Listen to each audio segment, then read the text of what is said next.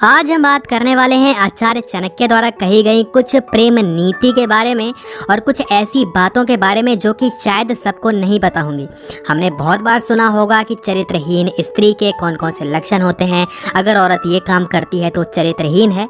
लेकिन हमने ये बहुत बार कम सुना होगा कि जो ऐसे हरकतें करते हैं, जो ऐसी आदत जिन पुरुषों में पाई जाती है, वो पुरुष भी चरित्रहीन होते हैं। तो बहुत नई चीज़ है कि पुरुष भी आजकल चरित्रहीन होते हैं, लेकिन इस पर कोई बात नहीं करता क्योंकि स्त्रियों पर बात करने पे बहुत व्यूज आते हैं, तो इसलिए लोग इससे वीडियो बनाते हैं। लेकिन फिर भी हम आज बताने वाले हैं कि चरित्रहीन पुरुष के कौन कौन से लक्षण होते हैं। सबसे पहला लक्षण होता है पराई स्त्री पर बुरी नजर डालने वाला व्यक्ति। अगर कोई पुरुष अपनी पत्नी को छोड़कर किसी और पराई स्त्री पर बुरी नजर डालता है, उसके शारीरिक सुख भोगने के पीछे भागता है, तो ऐसा पुरुष चाणक्य द्वारा कहा गया है कि चरित्रहीन होता है। उसका कोई भी कैरेक्टर नहीं होता। जो एक जगह नहीं टिक सकता पुरुष, वो चरित्रहीन ही होना चाहिए। आजकल ऐसा देखा गया है ना कि एक गर्लफ्रेंड होती है लेकिन उससे मन नहीं भरता।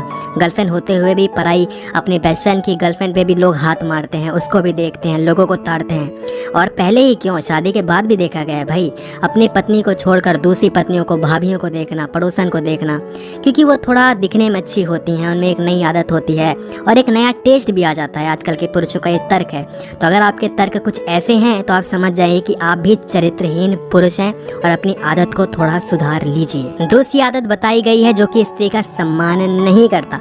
अगर आप किसी स्त्री के रिस्पेक्ट नहीं कर सकते, उनका सम्मान नहीं कर सकते, तो आप चरित्रहीन निश्चित तौर पर हैं। आपके चरित्र का कोई भी फायदा नहीं है। आपका चरित्र गिरता जा रहा है, उसको उठाने की जरूरत है कि आप लड़कियों की इज्जत करें, औरतों की इज्जत करें और उनके नो की रिस्पेक्ट करें। ऐसा नहीं है कि अगर उन्होंने मना कर दिया तो तुम अपनी धौंस जमाओगे, क्योंकि आजकल जो भी ये चीज़ें हो रही हैं वो इस वजह से हो रही हैं क्योंकि जो पुरुष होते हैं वो अपना हक जमाना चाहते हैं। वो समझते हैं कि ये मेरा हक है, मैं ही ये कर सकता हूँ।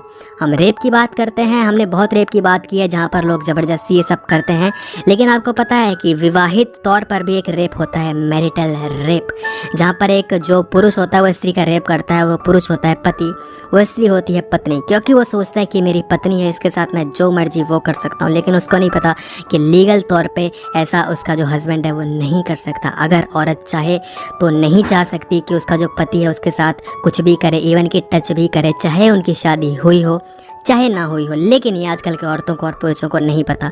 तो माना गया है कि अगर आपकी जो स्त्री है, घर में पत्नी है, अगर आप उसको कुछ गलत तरीके से देखते हैं, सम्मान नहीं करते और उसकी ना का भरोसा नहीं करते, उसकी ना का कोई वैल्यू नहीं समझते, तो आप एक चरित्रहीन पुरुष हैं। नंबर 3, ऐसा पुरुष जो शारीरिक सुख के लिए कुछ भी कर सकता है, वो पुरुष चरित्रहीन है और होना भी चाहिए। अगर आपके मन में लालसा, आपके मन में काम उत्तेजना इतनी ज़्यादा बढ़ गई है कि आप आसपास देखते ही नहीं है कि सामने रिश्ता कौन सा है, तो आप एक घटिया पुरुष हैं। आप चरित्रहीन तो दूर की बात है। बहुत बार देखा गया है, मेरे बहुत सारे दोस्त ऐसे हैं जो कि अपनी कज़न तक को बुरी नज़र से देखते हैं, अपनी बहनों को। मतलब कैसे वो ऐसी चीज़ कर सकते हैं मुझे नहीं पता। मुझे बहुत सारे लोग पूछते हैं कि मेरी कज़न है, क्या मैं उसको अपनी गर्लफ्रेंड बना सकता हूँ या ये वो। सुनने में बात बहुत अजीब लगती है, लेकिन ये बहुत ज़्यादा कॉमन है। लोग अपने रिश्तों को ध्यान में नहीं देते, कुछ भी करते हैं। ऐसी वीडियोस, ऐसे स्टोरीज़ को सुनकर उनका मन बहलने लग जाता है। तो अगर आप अपनी काम उत्तेजना पर काबू नहीं कर सकते तो आप कुछ नहीं कर सकते। अगर आप अपनी सेक्स पे ही आपका हक नहीं है तो आप दूसरे पे क्या हक जमाएंगे और खुद पे आप क्या कंट्रोल करेंगे। तो भैया देख लो, थोड़ा समझ जाओ। ऐसा ना हो कि तुम ना अपने हवस को कंट्रोल करो, तुम्हारी हवस तुम्हें कंट्रोल करे, क्योंकि जो हवस है ना वो तुम्हारी है। तुम हवस के शिकार मत बनो। तुम्हारी हवस है, हवस को तुम्हें ही कंट्रोल करना पड़ेगा। तो जो काम उत्तेजना के शिकार में आ जाता है वो पुरुष चरित्रहीन होता है। और चौथी चीज़ है सुरक्षा का एहसास ना दिला देने वाला। अगर आप अपनी पत्नी को सुरक्षा का एहसास नहीं दिला सकते, जो आपकी गर्लफ्रेंड है, जो आपकी वाइफ है, वो आपके साथ सुरक्षित फील नहीं करती, तो आप समझ जाइए कि आप मर्द कहलाने लायक ही नहीं है। क्योंकि मर्द का काम ही यही रहा है कि वो सुरक्षित फील करवाए जो भी उसके साथ स्त्री है। वो स्त्री आपकी बहन भी हो सकती है, आपकी मम्मी भी हो सकती है, आपकी चाची भी हो सकती है, आपकी ताई भी हो सकती है, आपकी वाइफ भी हो सकती है, गर्लफ्रेंड भी हो सकती है, कज़न भी हो सकती है, कोई भी हो सकती है। उसको सुरक्षित फील करवाएं, उसको सुरक्षा का एहसास दिलाएं।